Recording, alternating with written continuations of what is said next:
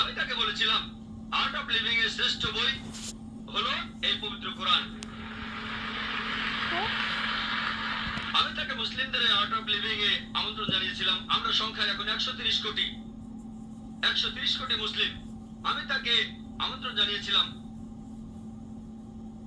যদি তিনি ধর্মগ্রন্থগুলো মানেন, তিনি বেদের উপরে একজন বিশেষজ্ঞ, তাকে এটা মানতেই হবে। একইভাবে বোন, আপনাকে বুঝতে হবে অন্য সব ধর্মগ্রন্থগুলো হয়তো আল্লাহর বাণী আপনি বলছেন, সময় বদলানোর সাথে সাথে সেগুলোও কিন্তু বদলে গেছে। স্বামী বিবেকানন্দ বলেছেন বেদের 99%ই হারিয়ে গেছে, বাকি যে 1% আছে সেটা আমাদের কঠোরভাবে মানতে হবে। কঠোরভাবে মানে অন্তিম ঋষিকেও মানতে হবে।